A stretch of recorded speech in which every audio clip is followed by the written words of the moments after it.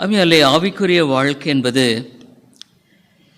அநேகர் ஒரு தெளிவற்ற மனநிலையில் வாழுகிற காரியத்தை நாம் பார்க்கிறோம்.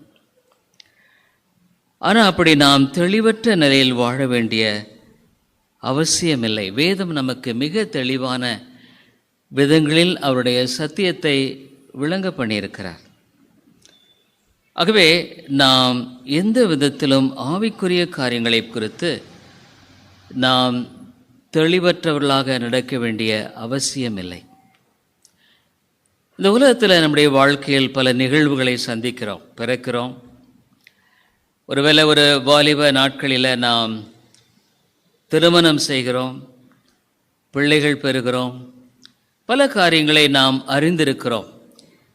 அவைகள் எல்லாம் நம்முடைய வாழ்க்கையில் ஒரு நிழலைப் போல, நடக்காததைப் போல நாம் நம்முடைய வாழ்க்கையில் பார்க்கவில்லை. மெய்யான விதத்தில் நான் ஒருவர் திருமணம் செய்தால் யாரை திருமணம் செய்திருக்கிறேன், யாருடைய பிள்ளைகள், யாருடைய மகன் நான், யாருடைய மகள் நான், எல்லாம் நமக்கு மிகவும் தெளிவாக நமக்கு தெரிந்திருக்கிற ஒரு காரியம். இதில் சந்தேகமே இல்லை.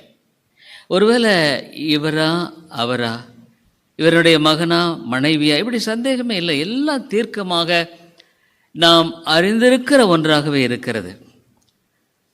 ஆனால் அநேகருடைய வாழ்க்கையில் ஆவிக்குரிய காரியங்கள் என்பது தீர்க்கமாக இல்லாததினால் அநேக வேளைகளில் குழப்பத்தை சந்திக்கிறதை நாம் பார்க்கிறோம். அப்போ இன்றைக்கு நம்முடைய வாழ்க்கையில் வேதம் சொல்லுகிறது இவ்வளவு பெரிதான ரட்சிப்பு. அப்போ இந்த ரட்சிப்பை குறித்த இன்னும் சில முக்கியமான காரியங்களை உங்கள் மத்தியில் நான் விளக்கப்படுத்த விரும்புகிறேன். இந்த ரட்சிப்பு எவ்விதமாக நம்முடைய வாழ்க்கையில் நடைபெறுகிறது? தேவன் தாமே இந்த ரட்சிப்பின் அதிபதியாக நம்முடைய வாழ்க்கையில் தம்முடைய ஆவியானவரை கொண்டு செயல்படும் பொழுது, தேவ ஆவியானவர் முதலாவது நாம் செய்கிற காரியம் என்னவென்றால், நாம் இந்த உலகத்தையே பார்த்து வாழுகிறோம். இந்த உலகத்தின் மக்கள், உலகத்தினுடைய காரியங்களை பார்த்து வருகிறோம். பரிசுத்த ஆவியானவர் ஒரு மனித வாழ்க்கையில் செயல்படும் போது, முதலாவது அந்த மனிதன் தேவனை காண்கிறவனாக அவன் அந்த இடத்தில் ஒரு உன்னதமான தெளிவுக்குள் வருகிறான்.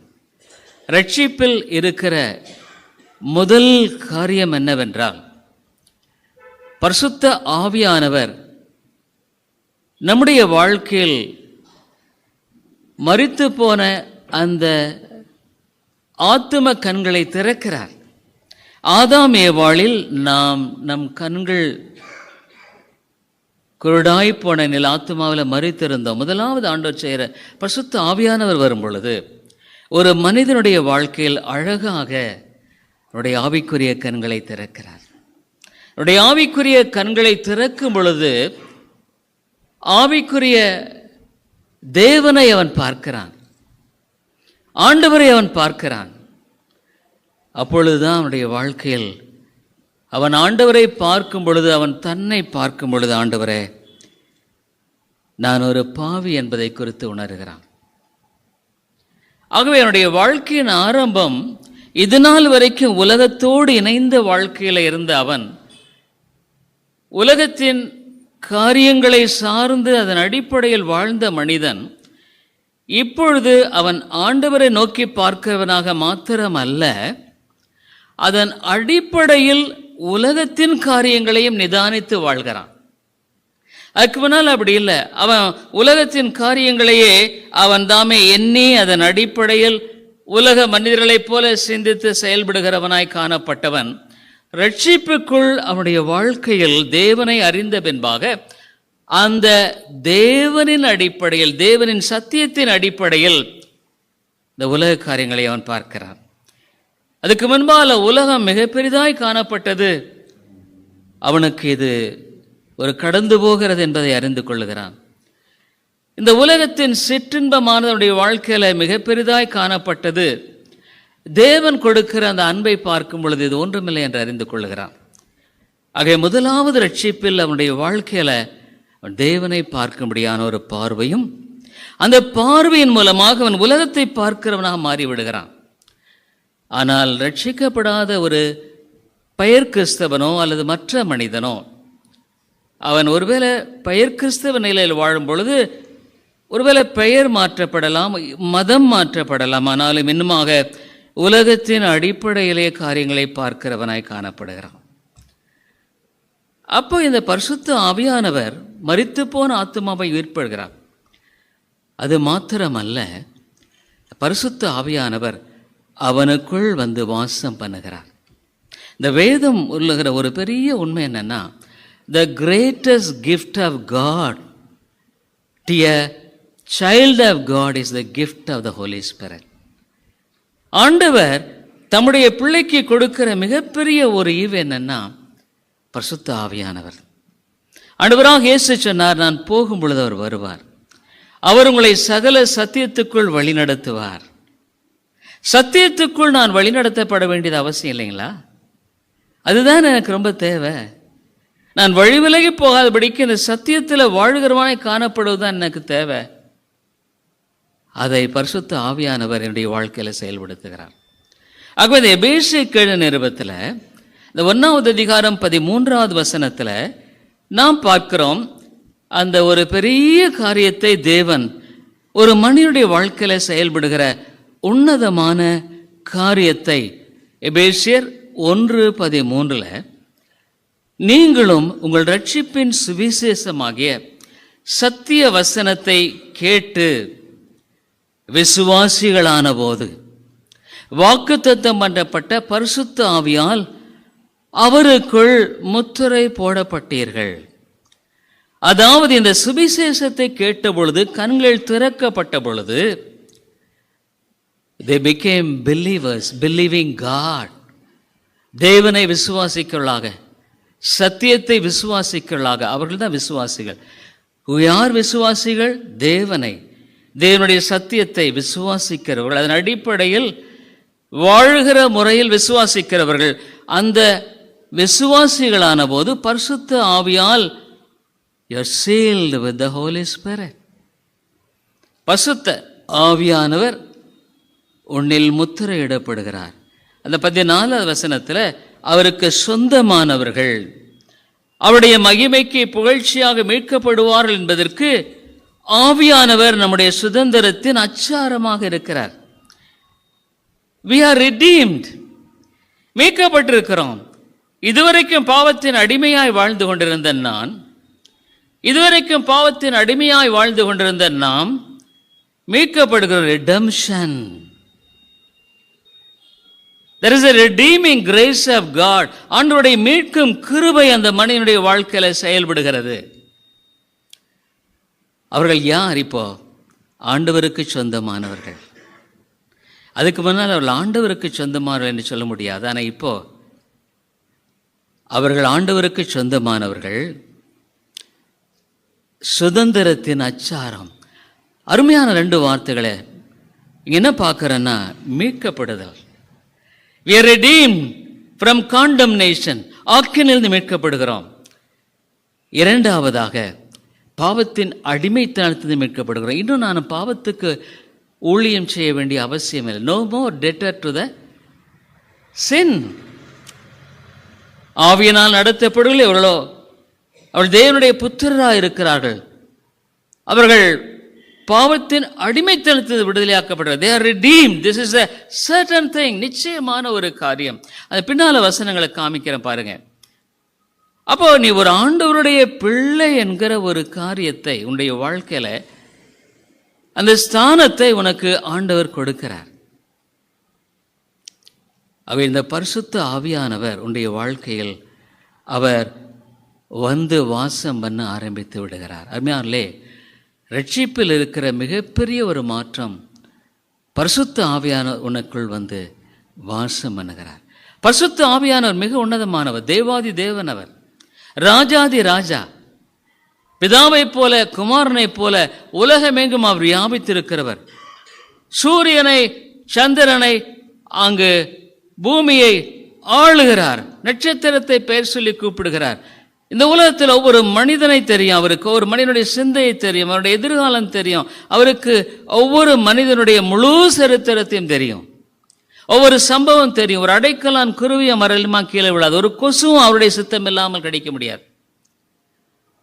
அவர் சர்வ ஏகாதிபத்தியத்தின் கர்த்தர். ஆகவே அந்த ரட்சிக்கப்பட்ட வாழ்க்கையில் ஒரு பெரிய ஒரு நம்பிக்கை என்னன்னா, belonging to God, நான் ஆண்டவருக்கு சொந்தமானவன். There is a great transaction, ஒரு பெரிய மாற்றம் ஏற்படுகிறது. அதுக்கு முன்னால் ஒரு பாவத்தின் அடிமையாக, பாவத்தின் பிள்ளையாக, சாத்தானின் பிள்ளையாக இருந்த அவனுடைய வாழ்க்கையில அவன் தேவனுடைய பிள்ளையாக மாற்றப்படுகிறான். ஒரு பெரிய ஒரு மாற்றம் அவனுக்குள்ளாக நேரிடுகிறது. வேதமானது பல விதங்களில் இந்த பரிசுத்த ஆவியானவர் விசுவாசியின் வாழ்க்கையில் உள்ள இருக்கிறார் என்பதை அநேக வசனங்களின் மூலமாக எடுத்து பேசுகிறது. இந்த எபேசியர்ல மாத்திரம் அல்ல, பல இடங்களில் இந்த அடிப்படை சத்தியத்தை குறித்து தெளிவாய் பேசுகிறதை நாம் பார்க்கிறோம்.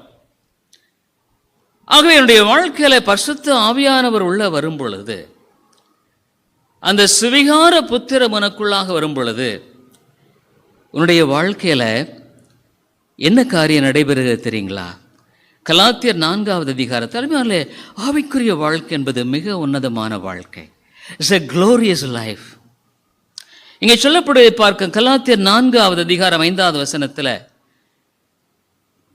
காலம் நிறைவேறின போது ஸ்ரீனிடத்தில் பிறந்தவரும் நியாயப்பிரமாணத்திற்கு கீழானவருமாகிய தம்முடைய குமாரனை தேவன் அனுப்பினார். He sent his son into the world. அங்கே 6வது வசனத்தில், மேலும் நீங்கள் புத்திரராய் இருக்கிறபடியினால், அதுக்கு முன்னால நீ ஆண்டவருடைய பிள்ளை என்கிற காரியம் உன்னுடைய வாழ்க்கையில இல்லை. Now you are a child of God. நீ ஆண்டவருடைய பிள்ளை. மேலும் நீங்கள் புத்திரராய் இருக்கிறபடியினால், அப்பா பிதாவே என்று கூப்பிடத்தக்கதாக தேவன் தமது குமாரனுடைய ஆவியை உங்கள் இருதயங்களில் அனுப்பினார். The Spirit of Christ, யார் இது? பரிசுத்த ஆவியானவர் உங்களுடைய இருதயங்களில் இருக்கும்படியாக அனுப்பி இருக்கிறார். அந்த ஆவியானவர் உனக்குள்ளாக இருக்கும் பொழுது நீ ஆண்டவரை எப்படி பார்க்கிற? அப்பா பிதாவே. ஜெபிக்கிறோம். நான் சொன்னேன், 1 மணி நேரமாவது ஒரு மனிதர் ஜெபிக்கிறார். ஆண்டவர் கேட்கிறார், 1 மணி நேரம் கூட ஜெபிக்க கூடாதா? கடந்த அந்த கூட்டத்தை ஆண்டவர் அபரிதமாக ஆசீர்வதித்தார். அநேகர் சாட்சி சொன்னாங்க. ஜெபத்தை குறித்த சத்தியம் எங்களுக்கு மிக பிரயோஜனமாக இருக்கிறது. அநேகர் சொன்னாங்க, நாங்கள் இனிமேல் ஜெபிக்க முடியலன்றதுனால எழுதி வச்சு என்னென்ன ஜெப குறிப்புகள், எத்தனை பாரங்கள் இருக்குல்ல நம்ம ஜெபிக்க வேண்டியது, எத்தனை காரியங்கள் ஆண்டவருடைய ஒத்தாசை தேவை இருக்குல்ல, அவருடைய ஞானம் தேவையாக இருக்குல்ல, அவருடைய உதவி இல்லாமல் நம்ம என்ன செய்ய முடியும் நீங்கள் நினைக்கிறீங்க? அம்மையில ஜெபிக்க கற்றுக்கொள்ளுங்கள். சீஷர்கள் அதைத்தான் கேட்டாங்க, வேறு எதுவுமே அவங்க கேட்கல. ஆண்டவரே ஜெபிக்க கற்றுத்தாரும். ஜெபிக்காதவர்கள் தேவனுடைய பிள்ளைகள் அல்ல. ஜெபிக்காதவர்கள் தேவனுடைய பிள்ளைகள் அல்ல. ஆகவே ஆவியானவர் உனக்குள்ளாக இருக்கிற அந்த சூழ்நிலையில உனக்குள்ளாக அந்த அடிமைத்தனமானது போய்விடுகிறது. You are no more a slave. அடிமைத்தனம் இருக்கும்போது எதுக்கு எடுத்தாலும் பயம் இருக்கும். ஐயோ அப்படி பயம், இப்படி பயம், என்னவாகுமோ ஏதுவாகுமோ, எனக்கு என்ன ஆகுமோ, இவ்வளோ நான் செத்துருனோம், எனக்கு இந்த வியாதி வந்துடுமோ, அந்த வியாதி வந்துடுமோ, அல்லது எனக்கு என்ன நடக்குமோ, ஒரு பயம், திகில், ஸ்லேவரி. ஆனால் இப்போ நீ அப்படி, you are not no more a slave, you are a son. நீ ஒரு குமாரன். ஆகவே தான் அந்த 7வது வசனத்தில் தொடர்ந்து அவர் என்ன சொல்றார்? ஆகையால் இனி நீ அடிமையாயிராமல் புத்திரனாயிருக்கிறாய். நீ புத்திரனேயானால் கிறிஸ்து மூலமாய் தேவனுடைய சுதந்திரனுமாயும் இருக்கிறாய். இதெல்லாம் எதன் மூலமாக வருகிறது? பரிசுத்த ஆவி உனக்குள்ள இருக்கிற அந்த நிச்சயத்தின் மூலமாக. You are no more a slave. You are no more afflicted and fearful. பயப்பட்டு ஐயோ அப்படின்னு இல்லை. You are redeemed and you are free. விடுதலையாக்கப்பட்டு இருக்கிறாய். பார்த்தீங்களா? ஆவியானவர், அந்த உள்ள வருகிற ஆவியானவருடைய வாழ்க்கையில செய்யற மகத்துவமான செயல் ரட்சிப்பு என்பது மிக மகத்துவமானதுங்க. நம்ம ஒரு கீழான அளவை எடுத்துக்கொண்டு வாழ்ந்து கொண்டிருக்கிறோம். அது தப்பு. ஏன்னா அவனுடைய ஆத்மா முக்கியங்க. ஒரு நாள் என்னதான் இருந்தாலும் நம்ம மரிக்க வேண்டும். அப்போ நம்ம இந்த பரிசுத்த ஆவி எனக்குள்ளே இருக்கிறார் என்ற நிச்சயம் இல்லாமல் நான் வாழ முடியுமா? ஒருவேளை நான் ரட்சிக்கப்பட்டிருக்கிறேன்னு சொல்லி பரிசுத்த ஆவி எனக்குள்ளே இருக்கிறாரா இல்லையான்னுட்டு நான் வாழ முடியுமா என்றால் இல்லை. நீ அப்படி வாழ முடியாது. நான் சொன்ன பார்த்தீங்களா, ஒரு திருமணம், மனைவி யாரு தெரியும், உன்னுடைய கணவன் தெரியும், உன்னுடைய பிள்ளைகள் தெரியும். You know him. அதான் பவுல் சொல்றாரு, நான் விசுவாசிக்கிறவர் இன்னார், I know whom I believe. ஆகவேதான் நீ நிறைய பேர் நான் ஒரு ரட்சிக்கப்படனா தெரியலையே, எனக்கு குழப்பமா இருக்குதுங்க. நோ டியர் ஃப்ரெண்ட், இல்லைங்க என்பேன்லே. உடைய வாழ்க்கையில் இட்ஸ் எ கிரேட் டிரான்சாக்ஷன். இது சாதாரணமானது இல்லை. ஒரு காலத்தில் நீ அடிமையாய் வாழ்ந்து கொண்டிருந்தாய். நான் ஆண்டவனே சொல்ல, ஆண்டவரே என்ன பாவத்தில் என்னை விடுதலை ஆக்கினீரே.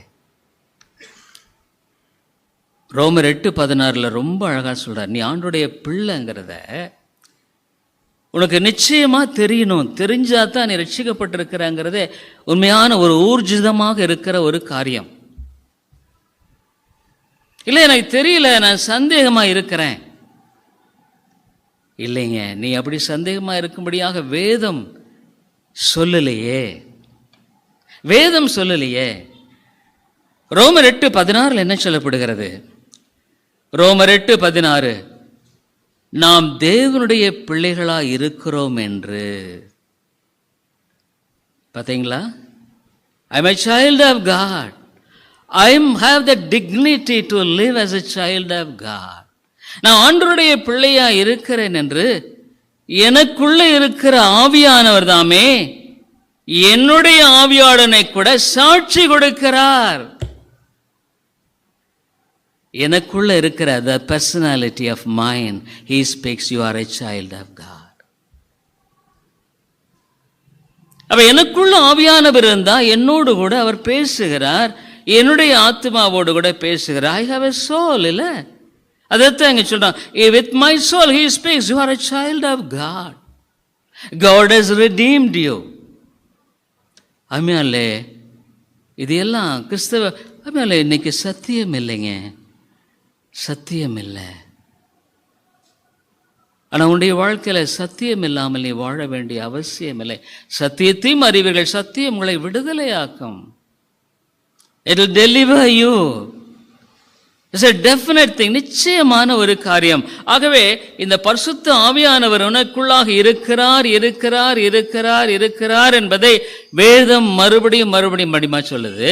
இந்த உனக்குள்ளாக இருக்கிற பரிசுத்த ஆவியானவர் உன்னில் என்ன செய்வார் என்பதை வேதம் சொல்லுகிறது. உன்னை மீட்டிருக்கிறார், redeemed, உன்னை சுதந்திரத்துக்குள்ளாய் வழிநடத்துகிறார். அவனோடு பேசுகிறார், உன்னுடைய ஆத்மாவோடு பேசுகிறார். நீ ஆண்டவருடைய பிள்ளை. You have the dignity. அதன்படி நீ வாழுகிற ஒரு வாழ்க்கையை உன்னை கொண்டிருப்பாய். பரிசுத்த ஆவியான வரும் பொழுது நீங்கள் யூதேயாவிலும் சமாரியாவிலும் உலகத்தின் கடைசி பரிந்தும் சாட்சிகளாயிருப்பீர்கள். You will live as a life of testimony. ஒரு சாட்சி. உன்னுடைய வாழ்க்கையில் அது யார் அந்த பலத்தை? is God.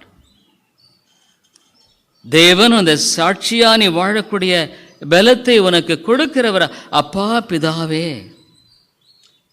உலக பிரகாரமாக ஒரு தகப்பனா நமக்கு தெரியும். என்னதான் ஒரு தகப்பனா இருந்தாலும் அந்த தகப்பன் பையனை நேசிக்கிறார். ஒரு சமயத்தில் ஒரு சொன்னார், ஒரு பையன் அவர் தன்னுடைய சில பிரச்சனைகளுக்காக ஜெபத்துக்காக என்னிடத்தில் வந்தார். அதுக்கு பின்பாக நான் கேள்விப்பட்டேன், அந்த தாப்பன் அந்த மகனோடு கூட சரியான உறவு இல்லை, ஆனால் சொத்தை சரியாக பையனுக்குன்னு எந்த குறை வைக்கக்கூடாதுன்ட்டு பிரித்து கொடுத்தார். ஆனால் அந்த மகன் அந்த தகப்பனை அடிச்சிட்டார் நான் கேள்விப்பட்டேன். அதை அவர் மறைச்சிட்டார் என்கிட்ட. பின்னால் கேள்விப்பட்டேன், ஐயோ அது தப்பாச்சே, ஒரு தகப்பனை அடித்தேன்னா அது வேதத்தில் கல்லெறிந்து கொள்ளப்பட வேண்டும். ஆனால் கூட அந்த தகப்பன் அந்த மகனை கைவிடலை. பாருங்களேன், உலக பிரகாரமான ஒரு தகப்பன் அப்படி இருக்காருன்னா, என் பரம தகப்பன் என்னை குறித்து அக்கறையாக இருக்கிறாருங்கிறதுல எந்த சந்தேகம் இருக்கு? அவர் சொல்கிறாரு, கல்லை கேட்டால் பாம்பை, இது அப்பத்தை கேட்டால் கல்லையாக கொடுப்பேன், மீனை கேட்டால் நான் பாம்பை கொடுப்பேன். அருமையாலே உன்னுடைய வாழ்க்கையில் நீ ஆராய்ந்து பார். உன்னுடைய வாழ்க்கையில் நீ செட்டில் ஆகாத, நான் ரட்சிக்கப்பட்டுறேன் நீ ஏமாந்துராத. ஏன்னா வேதம் தெளிவாக சொல்லுகிற உண்மையை நம்முடைய வாழ்க்கையில் ஒன்றா ஏற்றுக்கொள்ளணும். இல்லைன்னா நாம் வஞ்சிக்கப்பட்டு வாழ வேண்டும். ஆனால் அது ஒரு மிக அபாயம். நீ வஞ்சிக்கப்பட்டு வாழ்கிறது என்பது மிக மிக நினைச்சே நான் பார்க்க முடியல. அது ஆபத்து.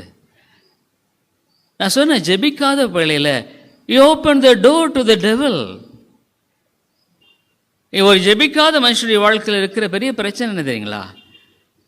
அவன் தன்னுடைய வீட்டையும் தன்னுடைய ஆத்மாவையும் பிசாசுக்கு திறந்து கொடுத்துட்றான். ஆண்டவர் சொன்னாரு, சோதனைக்கு உட்படாதபடிக்கு விழித்திருந்து ஜெபியுங்கள். Watch and pray that you may not enter into temptation. ஜெபிக்கலன்னா என்ன நடக்கும்?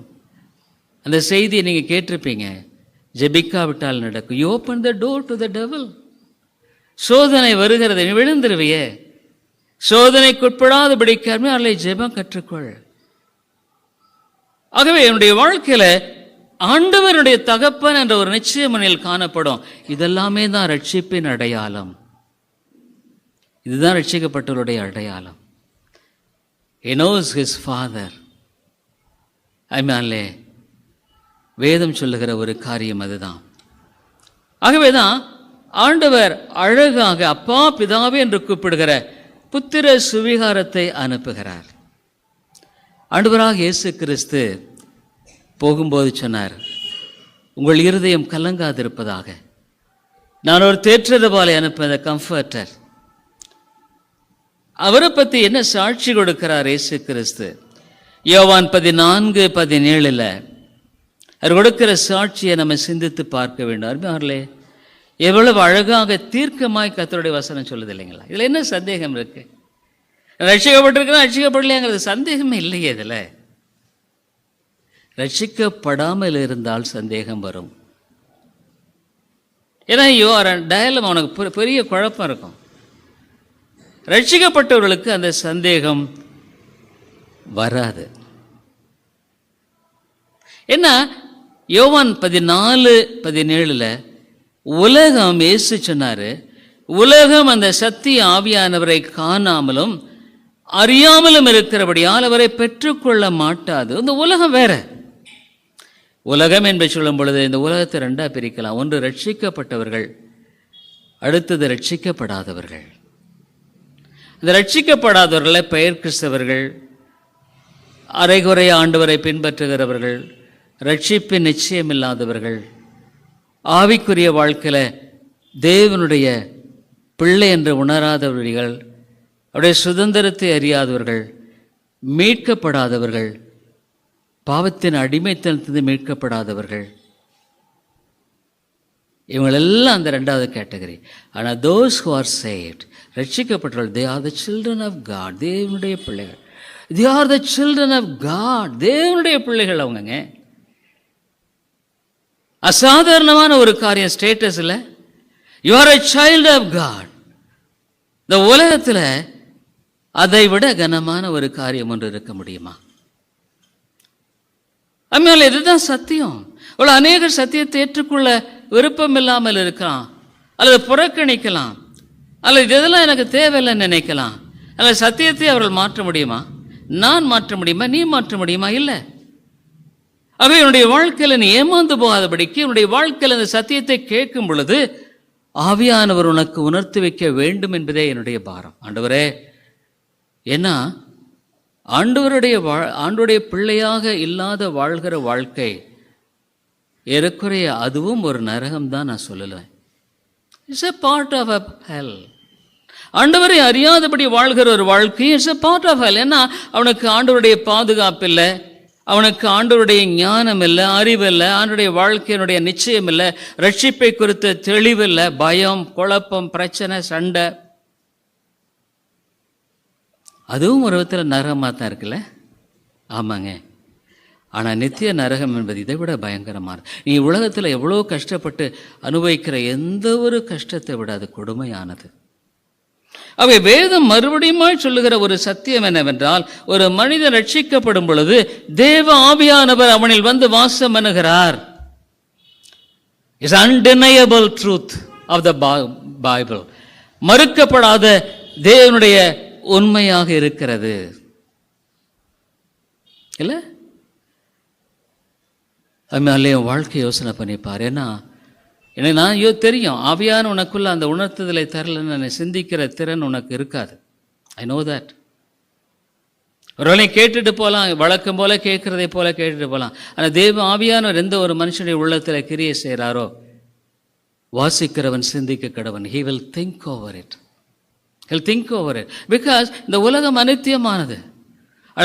At any time God can call. நான் போன வருஷம் நடந்த ஒரு அபாயத்தை, விபத்தை நான் விவரிக்க நான் எப்போவுமே ஆண்டவரே ஒருவேளை அது நடந்திருந்தால் almost of an inch 1 inch தான் இருக்குன்னு நினைக்கிறேன். நான் அப்படி போயிட்டுருக்கிறேன் வேகமாக, ஒரு ஆட்டோ கிராஸ் பண்ணது அதி வேகமாக, maybe half an inch or 1 inch. நான் நினச்சேன் இன்னைக்கு முடிஞ்சிருச்சு.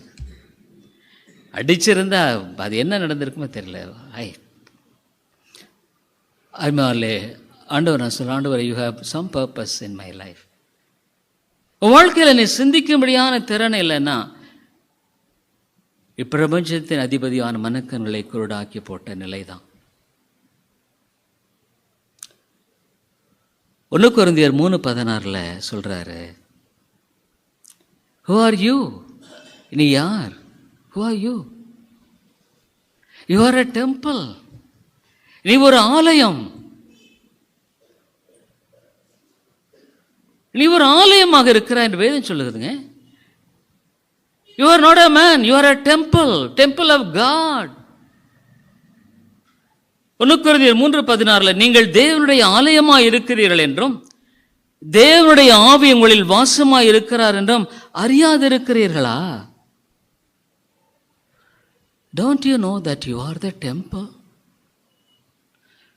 அதில் அநேகர் கேஷுவலாக வாழ்கிறாங்க. சர்ச்சுக்கு வர்றது போகிறது சொல்ல கேஷுவல் திங். முடிஞ்சா வருவேன், முடிஞ்சா வரல. சபை என்பது ஒரு கிறிஸ்துவனுடைய வாழ்க்கையில் நீ பிரிக்க முடியாத ஒரு பங்கு. You can't separate it. If you are a child of God, நீ ஒரு ஆண்டுடைய பிள்ளையா இருந்தால் உன்னை பிரிக்க முடியாதையா. நீ ஆணுடைய பிள்ளையா இல்லாமல் இருந்தால் that could be, you could be casually come and go to the church. சபை என்பது அவருடைய சரீரம். அதில் ஒன்று பின்னி பிணைந்த ஒரு வாழ்க்கை உனக்கு இல்லைன்னா நீ என்ன நினைச்சாலும் சரி, you are not saved, you are not absolutely saved. நீ ரட்சிக்கப்படல. நீ 1008 காரணம் சொல்லி you can satisfy deceive your self. உன்னுடைய 1008 காரணம் சொல்லி உன்னைய நீ ஏமாற்றிக் கொள்ளலாம் அல்லது திருப்திப்படுத்திக் கொள்ளலாம்.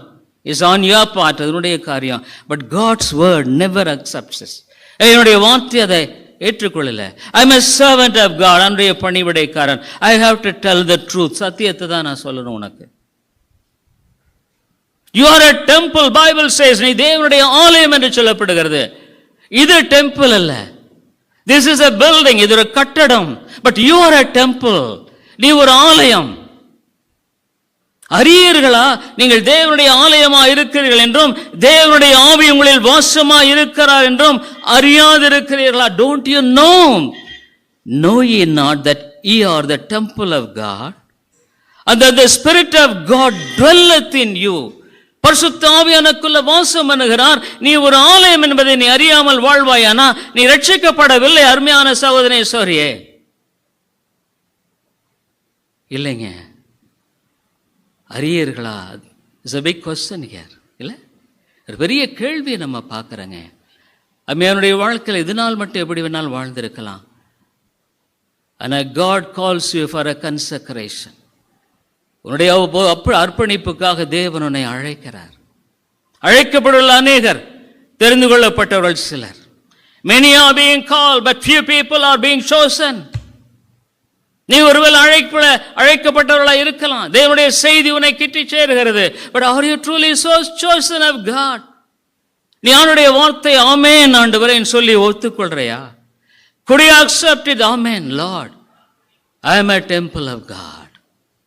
How can I defile it? அதை எப்படி தீட்டுப்படுத்த முடியும்? அதை எப்படி நான் தீட்டுப்படுத்த முடியும்? I mean, it's a very clear cut. The Bible is very clear cut about salvation. ரட்சிப்பை குறித்து வேதம் மிக தெளிவாய் போதிக்கிறது. அதே 1 கொரிந்தியர் 6வது அதிகாரத்தில் அவர் திரும்பவும் சொல்றாரு, உனக்கு தெரியாதா? 2 கேள்வியை கேட்கிறார். அதே 1 கொரிந்தியர்ல 2 கேள்வியை கேட்கிறார். 1 கொரிந்தியர் 6:19 இன்னொரு கேள்வியை கேட்கிறார். உங்கள் சரீரமானது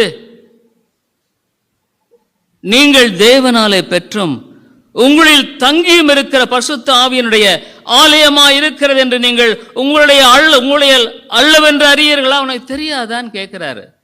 It's a temple of God, it is not yours. Know ye not that your body is the temple of the Holy Ghost, which is in you, which ye have of God, and ye are not your own. அருமையானே, no doubt about it. சந்தேகமே இல்லைங்க. ஒருவேளை சந்தேகத்தில் இருந்தா, I am very clearly say that you are not saved. I don't want to. நிறைய reform சர்ச்சஸில் நான் pastors மீட்டிங்கில் பேசினேன்.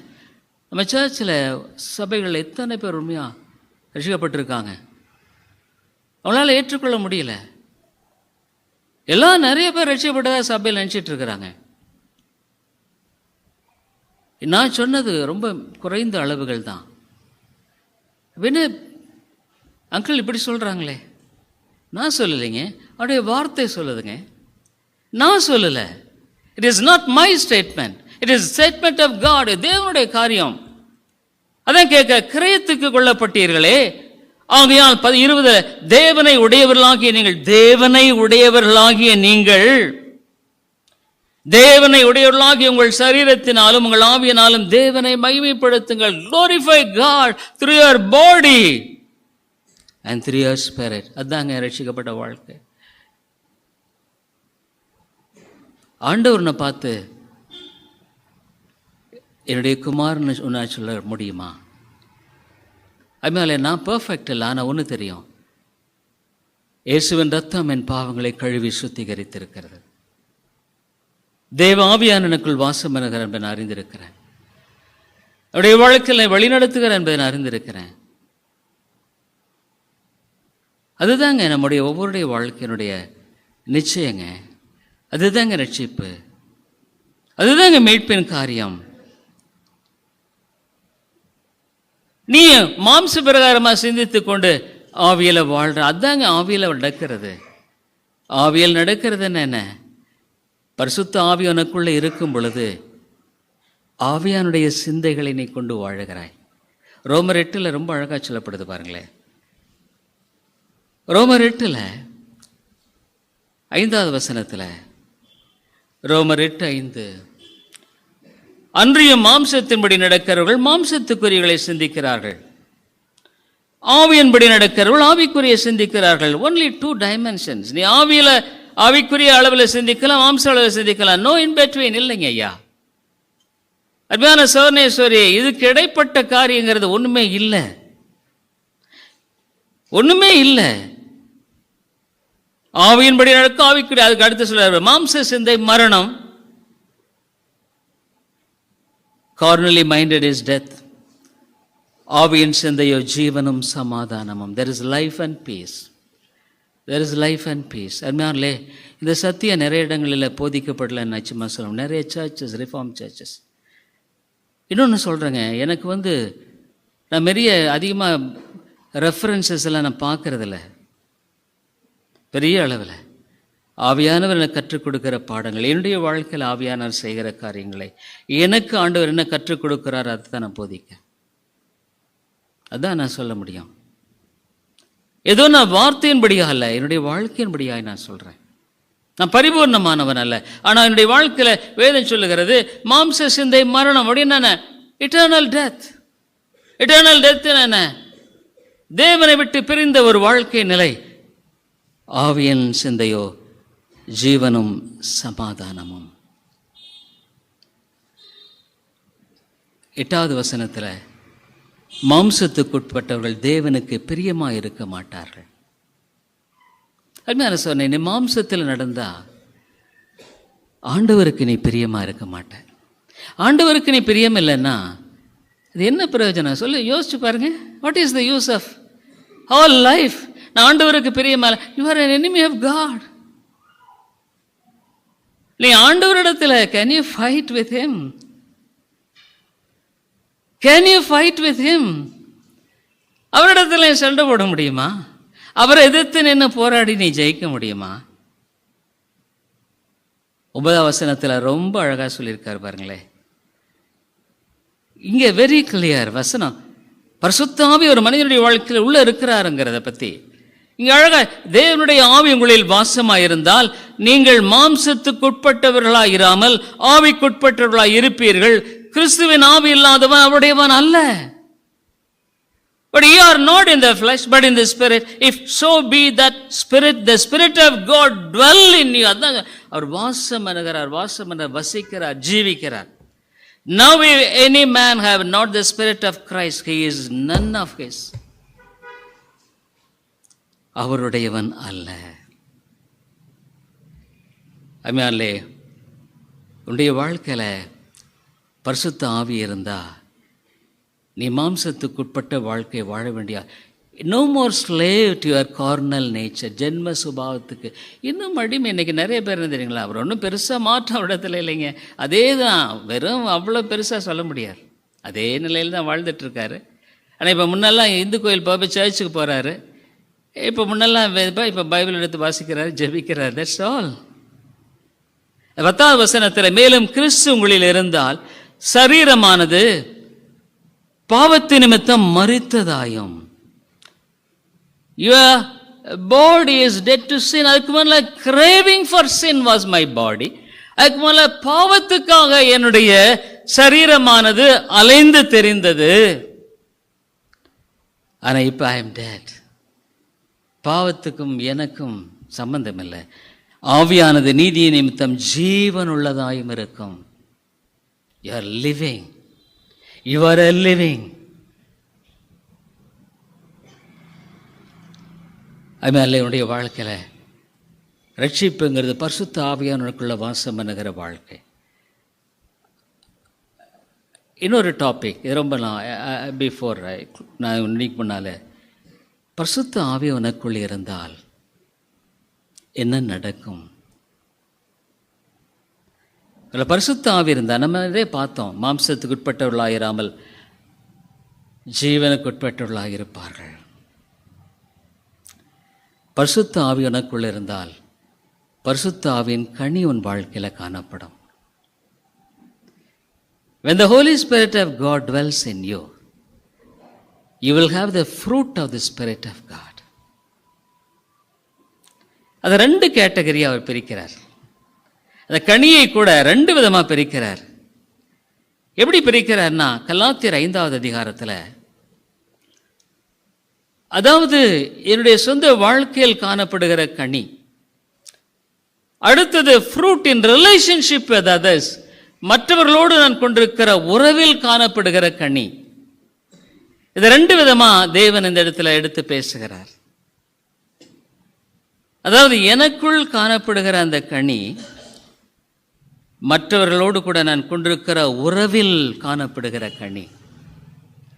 நிறைய பேர் கிறிஸ்தவர்கள் சொல்றாங்க, ஆனால் உறவில் உரசல் இல்லை, உறவில் உரசல், கணவன் மனைவி, பெற்றோர் பிள்ளைகள், அது தெரியாதவங்க மற்றவங்க, உரசல்.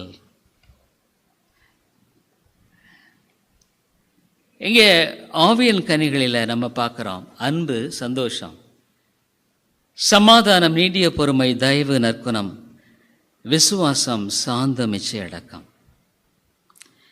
இல்லை fruit in my own life. முதலாவது அன்பு.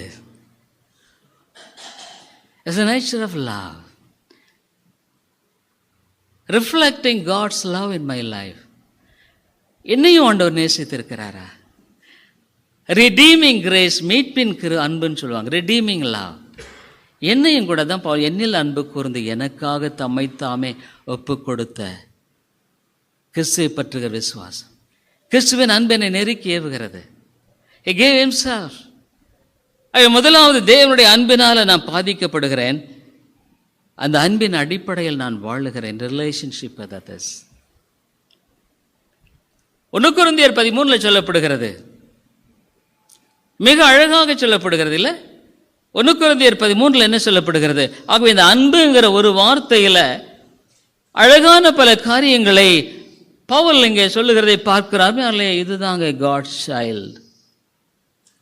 1 கொரிந்தியர் 13வது அதிகாரத்தில் வேதம் சொல்லுகிறது, 4வது வசனம், அன்பு நீடிய சாந்தமும் தயவும் உள்ளது, அன்புக்கு பொறாமை இல்லை. அன்பு தன்னை புகழாது, தன்னை no pride, no, he won't be a proud person, he won't exalt himself. இருமாப்பா இராது, வெறு ஒரு பார்க்கலாம், நீயா நானா, அயோக்கியத்தனத்தை செய்யாது, அநீதியான வழியை போகாதுங்க. அது it will never try to make a way which is unrighteous. இப்போ பரிசுத்த ஆவியானவர் எனக்குள்ள இருந்தா ஒரு நபடி போன ஆவியானவர் பேசுவார், இல்லைப்பா இது சரியில்லை, the way that you take is not right. சத்தியத்தில் சந்தோஷப்படும், சகலத்தையும் தாங்கும், சகலத்தையும் விசுவாசிக்கும், சகலத்தையும் நம்பும், சகலத்தையும் சகிக்கும், அன்பு ஒரு காலம் ஒழியாது. அம்மையாலே உன்னுடைய குணமே மாற்றப்படுகிறது. there is a revolutionary change of your nature. இதெல்லாம் சாத்தியக்கூறாகுங்களா? இது எப்படிங்க இல்லை? அருமையாலே பரிசுத்த ஆவியானவர் வரும் பொழுது அதான் ஆண்டவர் சொன்னார், அபாய்ட், வெயிட். வரும் பொழுது உன்னை பலப்படுத்துவார். உங்ககிட்ட பலன் இல்லை, ஆனால் அவர் பலத்தை தருவார். அப்போ ஆவியின் கனி அன்பு, சந்தோஷம். உனக்குள்ள ஒரு சந்தோஷம் இருக்கும். எவ்வளோதான் இருந்தாலும் ஜாய். என்ன ஆண்டவனுடைய தேவன் இல்லையா? நீ என்ன இருந்தாலும் அவரிடத்துல போகிறாப்பா, என்னுடைய வாழ்க்கையில் நிற்கிற சமாதானம், பீஸ் இன் ரிலேஷன்ஷிப் அதர்ஸ். மற்றவர்களோட உறவில் நிறைய பேர் கிறிஸ்தவர்கள் சொல்கிறாங்க, ரட்சிக்கப்பட்டன்னு சொன்னாங்க, எரிச்சல், கோபம், மற்றவர்களோடு இருக்கிற உரசல் ரொம்ப அதிகமாக இருக்குது. ஒரு சாந்தமான குணமே இருக்கிறது இல்லைல்ல? ஐயா, அவங்க எப்படிங்க தேவனுடைய பிள்ளைகளாக இருக்க முடியும் நான் கேட்குறேன். How could that be? Can it be? அப்படி இருக்க முடியுமா? வேதம் தன்னைத்தானே, can the word of God contradict itself? அது தன்னைத்தானே வேறுபாடாக சொல்ல முடியுமா? உங்கள்கிட்ட இல்லாததுனால சத்தியமே பொய்யன்னு நீ சொல்ல முடியுமா? சொல்ல முடியுங்களா? உங்ககிட்ட இல்லை அதனால சத்தியம் பொய்ன்னு சொல்கிறியா? இல்லையே. என்கிட்ட இல்லாதனால நான் சத்தியம் பொய்ன்னு நான் சொல்ல முடியாது. சத்தியம் சத்தியம்தான், சத்தியம் மாறாதது. வேதம் சொல்லுகிறது, உன்னுடைய வாழ்க்கையில் அந்த சமாதானம், ஒரு பீஸ் உனக்குள்ள இருக்கும். என்னதான் இருந்தாலும் there is a எடுபடாத ஒரு சமாதானம். இயேசு சொல்லிட்டார், தன்னை விட்டு எடுபடாத பங்கை தெரிந்து கொண்டார். மரியாள் அநேக காரியங்களை குறித்து கவலைப்பட்டு கலங்குகிறாள். மார்த்தாள் தன்னை விட்டு எடுபடாத பங்கை. One thing she was troubled. அடுத்தது she has chosen the one which could never be taken away from. அவள் அடுத்தது எடுபடவே முடியாதது. கிறிஸ்துவுடைய வாழ்க்கையில் என்ன சூழ்நிலை எப்படி இருந்தாலும் அந்த சமாதானத்தை எடுத்துட்டு போட முடியாது. ஏன்னா பரிசுத்த ஆவியானவர் வாசம் பண்ணுகிறார். இவ்வளோ குற்றம் தப்பு செஞ்சா என்னை திருத்துறார், உணர்த்துறார். ஸோ இன் ரிலேஷன்ஷிப் அவமாய் நான் ரட்சிக்கப்பட்டிருக்கேன்னு சொல்றதில்ல இல்லையே. நான் மற்றவருடைய உறவில் எப்படி நான் வாழுகிறேன்? அம்மையார்ல யாரா இருந்தா என்னங்க, நானா இருந்தா என்ன, யாரா இருந்தா என்ன, இதுதாங்க சத்தியம். உனக்கும் இதே சத்தியம் தான், எனக்கும் சத்தியம் தான். எவ்வளோ பெரிய போதகராக இருந்தா என்ன, அதுதான் சத்தியம். ஒருவேளை உடைய வாழ்க்கையில் எனக்கு வேண்டாம்னா இட்ஸ் யுவர் சாய்ஸ், நீ தெரிந்து கொள்ளலாம். இஃப் யூ ரிஜெக்ட் காட், நீ தேவனை வேண்டான்னு சொன்னா, ஆண்டவர் நீடிய பொறுமையிலவராக இருக்கிற உண்மைதான். என்னுடைய வாழ்க்கையில் நீடிய பொறுமையில இருக்கிற உண்மைதான், உடைய வாழ்க்கையில் நீடிய பொறுமையிலவராக இருக்கிறார். ஆனால் there is an end for that also. இல்லை, இந்த வாழ்க்கையில் ஒரு நாள் முடிவு உண்டாச்சே, நீங்களும் நான் முடிச்சிட முடியாது. But God has a time. அப்போ ஹலிவுட் சே, என்னுடைய வாழ்க்கையை பவுல் சொன்னார், ஓட்டத்தை முடித்தேன், I run the race, விசுவாசத்தை காத்துக்கொண்டேன். அதனால என்னுடைய வாழ்க்கையில் என்னதான் நீ சம்பாதித்தாலும், என்னதான் வச்சிருந்தாலும், என்ன புகழ் இருந்தாலும், என்னுடைய வாழ்க்கையில் can you make a statement like பவுலை போல உன்னால் சொல்லக்கூடுமா நான் கேட்குறேன். தேவனுடைய பிள்ளைகள் தான் சொல்ல முடியும், தேவனுடைய பிள்ளைகளாக சொல்ல முடியாது. நீடிய பொறுமை, மற்ற இடத்துல பொறுமை அவங்ககிட்ட இருக்கா? இவ்வளோ நிறைய பேர் கிறிஸ்துவ நான் பார்க்குறேன், எரிச்சல் அதெல்லாம் பார்க்கும் பொழுது ஐ எம் கிரீவ்ட். ஐயோ ஆண்டவரே, இது என்ன தாப்பனே, ஐயோ அந்த ஆத்துமாவை ரட்சியமான் தாங்கள் செய்கிறது என்னதென்று அறியாமல் இருக்காங்களே, தாங்கள் செய்கிறது, ஐயோ இந்த ஆத்துமாவுடைய நிலை பயங்கரமானது ஆண்டவரே, நித்திய நரகங்கிறது போய் சேர்ந்துட்டா முடிவே இல்லையா ஆண்டவரே, அன்னைக்கு அழைப்புறேன் தெரியாது. இங்கே ஒரு சிறு கூட்டம் இருக்கிறோம், ஆனால் முதல்ல நம்ம யார் போவோம் தெரியாது. நான் போகலாம், நீங்கள் போகலாம், anybody can go. What guarantees that I will live longer? நான் ரொம்ப நாள் வாழ்வேன், என்ன நிச்சயம் இருக்குன்னு கேட்குறேன். என்னையே துக்கப்படுத்துது, நான் இப்போ ஆண்டவரை எவ்வளோ துக்கப்படுத்த நான் யோசிக்கிறேன். ஆண்டவரை, if it grieves me when I see a person, கிறிஸ்டியன்னு சொல்லிட்டு படிக்கும் பொழுது, ஈவன் மை ஓன் ஃபேமிலி நான் அப்படி தான் பார்க்குறேன். யாராக இருந்தேன் என்ன, சேம் திங், உனக்கும் சரி எனக்கும் சரி, அதுதாங்க, வேறு ஒன்றுமே இல்லையே. அருமையான சோதரனே சாரியே, ஒருவேளை பிசாசு உன்னை சொல்ல இல்லை பரவாயில்ல சால் ரைட்னா, ஆதாம் ஏவாள் இடத்துல அப்படி தான் சொல்லி அவங்க வாழ்க்கையை சின்னாபனம் பண்ணான். அவங்க வாழ்க்கையை மட்டுமா, நம்ம வாழ்க்கையெல்லாம் சேர்த்து சின்னாபனா. இன்னைக்கு உலகத்தில் பார்த்தா எங்கே பார்த்தாலும் கொடுமை, கொள்ளை, அடி. பரிசுத்த ஆவியானுடைய பொதுவான கிருபை, பரிசுத்த ஆவியான்றைக்கு உலகத்தை ஆளுகை செய்கிறாருங்க. ஒவ்வொரு மனிதனுடைய எண்ணங்களை ஆளுகை செய்கிறார். உள்ளதான் இருக்கிறார், ஆனால் எங்கேயும் இருக்கார். ஒவ்வொரு மனிதனுடைய சிந்தை, உன்னுடைய சிந்தை ஆளுகை செய்கிற, தூங்கும் பொழுது உன்னுடைய சிந்தனைகளுடைய கனா முதல்ல அவர் ஆளுகை செய்கிறார் தெரியுமா? அவர் சகலத்தை ஆண்டு வழிநடத்துகிற தேவாதி தேவன் இன்றைக்கு நம்ம மத்தியில் பிரசன்ன இருக்கிறார். இன்னைக்கு உன்னோட பேசுகிறவர் அவர் தான். இன்றைக்கு அவருடைய சத்தத்தை கேட்பீராகில் இஸ்ரவேல் மக்களைப் போல கடினப்படுத்தாதீர்கள் வேதம் சொல்லுகிறது. கடினப்படுத்தி வனாந்தரத்தில் ஆண்டவர்களை அழித்து போட்டார், மரணத்துக்கு உட்பட்டார்கள். They have not entered into the rest. நீடிய பொறுமை, தயவு, கைண்ட்னஸ். மற்றவரிடத்துல கைண்டா உன்னால இருக்க முடியுதா? நான் பார்த்தேன், என்னங்க இந்த ஆண்டவர்கிட்ட பாடுறேன், யோசிச்சேன், ஆண்டவரே what is this long suffering? நீடிய பொறுமைன்னு ஒரு வசனம் சொல்லுது. இது என்ன இங்கிலீஷில் பைபிள்? அது சொன்னார், meaning long and temper. Long suffering means long tempered.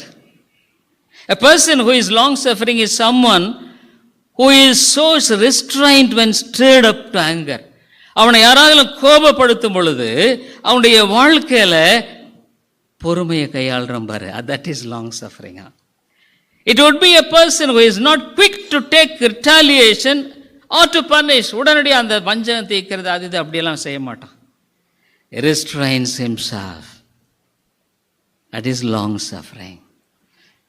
அவங்களே பரிசுத்த ஆவியானவர் இருக்கும் பொழுது என்னுடைய வாழ்க்கையில் அது நிச்சயமா என்ன ஒருனா அப்படி இருக்கும்போது நான் சந்தோஷமாக தான் இருப்பேன். ஆனால் இப்போ நான் உன் மேலே கோவப்படுறேன்னு வைங்க, ஒரு உன் மேலே கோவப்பட உனக்கே நான் கூப்பிட தெரியாமல் இருக்கலாம், ஆனால் நான் சஃபர் ஆகிறேன், எனக்கு வியாதி வருது இல்லை. ஐ suffer both emotionally and bodily. சாந்தம், சாந்தன்றது கூட I just saw that. What is meekness? Meekness has been contrasted with humility alone. Humility simply refers to an attitude. தாழ்மை என்பது தன்னை குறித்து மேன்மையாக எண்ணாதது. A restraining of one's own power so as to allow room for others. அதாவது சாந்தன்னா அவங்களுக்கு freedom கொடுத்து I just be quiet, meekness. ஆಮೇಲೆ என்னுடைய வாழ்க்கையில் தெரிஞ்சுக்கோ, பரிசுத்த ஆவியானவர் இருக்கிறாருன்னா உனக்குள்ள நிச்சயமாக தெரிஞ்சிருக்கணும். ரட்சிக்கப்பட்ட வாழ்க்கையில் தெரியாமல் இருக்க வாய்ப்பே இல்லை. இன்னும் நான் எத்தனை வசனம் சொல்ல முடியுங்க, ஏன்னா நமக்கு நேரம் இல்லை. ஆக்சுவலாக நான் இதை ரெஃபர் பண்ணும் பொழுது பைபிளை பார்க்கும் பொழுது so many verses. அப்போ தான் ஆச்சரியப்பட்டேன், ஆண்டவரே பரிசுத்த ஆவியான ஒரு மனுஷனுக்குள்ளே இருக்கிறாங்கிறதுக்கு இவ்வளோ வசனங்கள் இருக்கா? பழைய ஏற்பாட்டில் இருக்கா? ஆமாம். ஏன் பழைய ஏற்பாட்டில் ஒரு உதாரணத்தை காமிச்சு முடிக்கிறேன் பாருங்களேன். தாவீது பாவம் செஞ்சிட்டான். பாவம் செஞ்ச உடனே அவன் எப்படி ஜெபிக்கிறான் பாருங்களேன். பழைய ஏற்பாட்டில் பரிசுத்த ஆவியான ஒரு மனுஷனுக்குள்ள இருக்கிறாரா? இருந்தார். 51:11 வாசி பாருங்க. 51:11 யாராவது வாசிங்க. சங்கீதம் 51:11. உமது சமூகத்தை விட்டு என்னை தள்ளாமலும் உமது பரிசுத்த ஆவியை என்னிடத்திலிருந்து எடுத்துக்கொள்ளாமலும் வரும். ஆண்டவரே, நான் பாவம் செஞ்சிட்டேன். ஆண்டவரே, எனக்குள்ள இருக்கிற பரிசுத்த ஆவியை எடுத்துடாதீங்க. பழைய ஏற்பாட்டில் நம்ம பார்க்குறது அதுமாதிரிலே இஸ் அன்டினையபிள் ட்ரூத். நீ மறுக்க முடியாது. Any sensible person will never deny this truth. உடைய வாழ்க்கையை நீ சரிபடுத்த விரும்புகிறியா? அதுதான் கேள்வி. would you like to humble yourself? ஆண்டவரே, என் வாழ்க்கையில் இந்த புதிய ஆண்டில் நம்மோடு வாழ்கிற வாழ்க்கை எனக்கு தேவை. என்னுடைய வாழ்க்கையில் பரிசுத்த ஆவியார் இருக்கிற நிச்சயம் இடத்துல இல்லையே. ஆவியான இடத்துல பேசுகிற சத்தம் இல்லை. ஆவியனுடைய கனிகள் இல்லை. தேவனுடைய டெம்பிள் ஆஃப் காட், தேவனுடைய ஆலயமா நான். அப்போ அப்படி நான் வாழ்கிறேன்னா is there a fear of God? தேவ பயம் இருக்கா? சிலுவையில் தன்னையே ஒப்பு கொடுத்த அந்த ஆண்டவர் தம்முடைய பிள்ளைகளுக்காக பிதான் வலது பரிசுத்தல் இன்னும் பரிந்து பேசி பரிமாறலே, உன்னுடைய வாழ்க்கை இந்த உலகத்தை நம்பி ஏமாந்து போகாத. Never be deceived. இது உலகத்தை நம்பி ஏமாந்து போயிடாத. உனக்கு சொல்லப்போனால் எத்தனையோ பேருக்கு கிடைக்காத சத்தியத்தை ஆண்டவர் உனக்கு கொடுக்குறார். God gives. நானே இந்த சத்தியத்தை நான் கேட்டதில்லை. But what God teaches I teach, அவ்வளோதான். ஆனால் உன்னுடைய வாழ்க்கையில் நீ ஆண்டவருக்கு ஒப்பு கொடுக்கறதுக்கு ஒப்பு கொடாது. It's your choice. உன்னுடைய வாழ்க்கையில் நீ தான், you are responsible. What is your choice? காலையில் என்ன சொல்கிற ஆண்டவரிடத்தில், ஆண்டவரே அப்படின்னா என்னுடைய வாழ்க்கையை நீ பொறுப்பெடுத்துக்கும். நான் அறியாமல் வாழ்ந்துட்டேன், என்னை மன்னித்து எனக்கு இந்த சத்தியத்தின் அடிப்படையில் என்னை மாற்றும் என்று சொல்கிறையா? அல்லது பரவாயில்லை, ஐம் நாட் டூ பேட், நான் ரொம்ப மோசம் இல்லை. ஆண்டவரே, நான் ரொம்ப மோசம் இல்லை. பரிசேயனை போல சொல்கிறையா? இல்லை ஆயக்காரனை போல சொல்கிறியா? பாவியாக மேல் கிருபை ஆயிரம். ஆண்டவரே, நான் தகுதியற்றவன். Is your choice. ஜெபிப்போம். அன்புள்ள ஆண்டவரே, இந்த உலகத்தில் ஒவ்வொரு மனிதனுக்கும் ஒரு காலம் தருணத்தை நீர் கொடுக்காமல் இல்லை. ஆண்டவரே, அவனுக்கு தருணத்தை கொடுக்கிறீர். எவ்வளோ தருணத்தை கொடுக்கிறீர். எவ்வளோ நீடிய பொறுமையாக தருணங்களை கொடுக்கிறீர். ஆண்டவரே, ஒருவேளை அந்த மனிதன் தன்னுடைய வாழ்க்கையில் ஏற்றுக்கொள்ளாததும் இட்ஸ் எ சாய்ஸ். ஏற்றுக்கொண்டால் நித்திய ஜீவனுக்கு எதுவான காரியங்களை பார்க்க முடியும். தேவன் சைல்ட் ஆஃப் காட், தேவ பிள்ளை என்ற டெம்பிள் ஆஃப் காட், தேவனுடைய ஆலயம், பரிசுத்த ஆவியானவர் வாசம் பண்ணுகிற ஒரு வாழ்க்கை. ஆவியானவரே, நீர் பேசும். ஆனால் ஆண்டவரே, என்னுடைய ஜெபமெல்லாம் இந்த அருமையான மக்கள் இந்த சத்தியத்தை கேட்டும் அவங்க வாழ்க்கையில் ஆண்டவரே, ஒருவேளை அவங்க இருதயத்தை கடினப்படுத்தி போவார்களானால், ஐயா ஆண்டவரே, அதை குறித்து நான் முன்பாக ஒன்றும் சொல்ல முடியாது. நீர் ஆண்டவர் அவரோடு பேசுகிறீர், பேசிவிட்டீர். தொடர்ந்து பேசிக்கொண்டிருக்க, ஒரு வாரமும் பேசிக்கொண்டிருக்கிறீர். அவர்கள் ஆண்டவரை உண்மை வேண்டாம் என்று புறக்கணித்தா, இட்ஸ் தேர் சாய்ஸ். எங்களுக்கு பரபாஸ் தான் வேண்டும், இயேசு வேண்டாம். we want Parabas. crucify him. அவனை சிலுவையில் அறையும் என்று சொன்னால், ஆண்டவரே, ஆண்டவரே, நீர் இறங்கும் என்று மாத்திரமே நான்